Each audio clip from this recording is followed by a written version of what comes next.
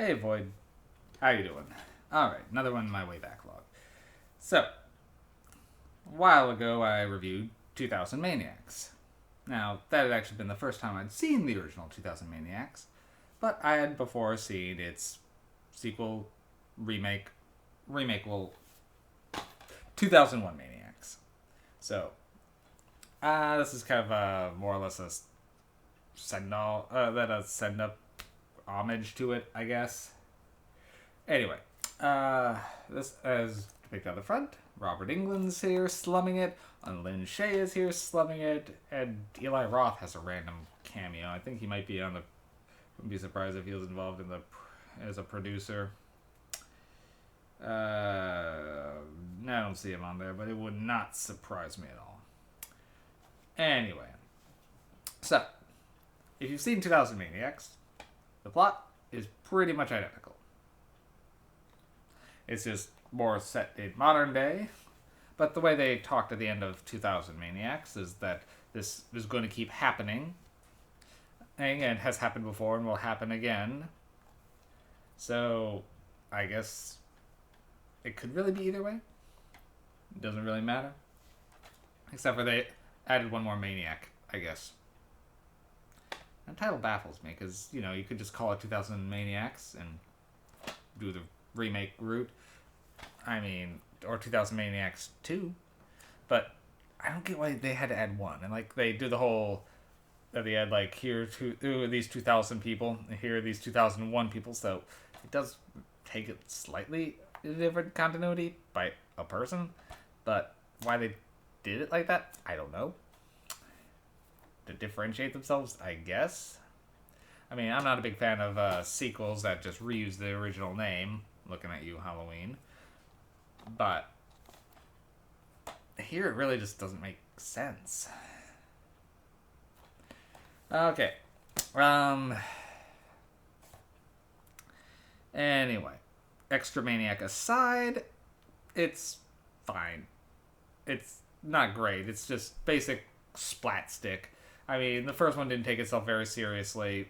Neither does this one. They do entirely different kills and work with a little bit of a higher, I don't know if higher budget's the right term, but they, with more slightly sophisticated effects.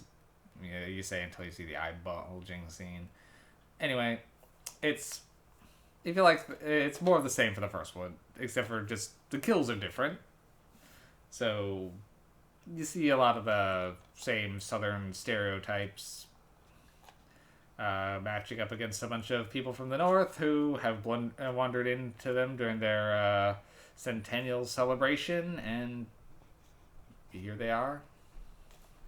And now that as they're the guests of honor, they can't leave, and it's pretty much the same plot.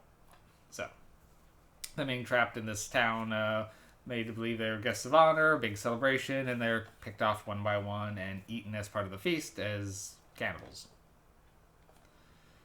Yeah. The gore effects are fine. There's nothing standoutish. The whole movie feels very low budget.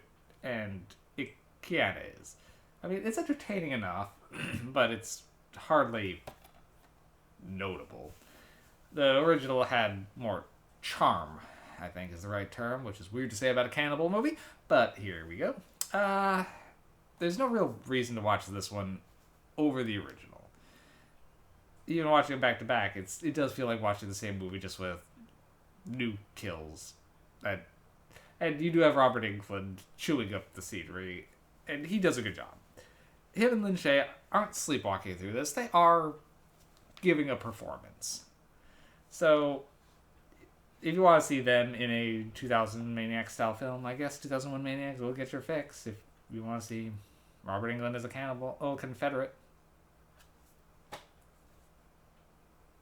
Weird. It's a weird choice, I guess.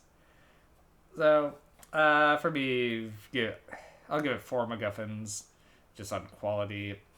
I know that's why I gave Paranormal Activity 4, saying it wasn't good, but again, this one, it's nothing original. It's not great either. So, it's okay. It's watchable, but there's no reason to watch it. Okay. All I got on this one, Lloyd. See you later.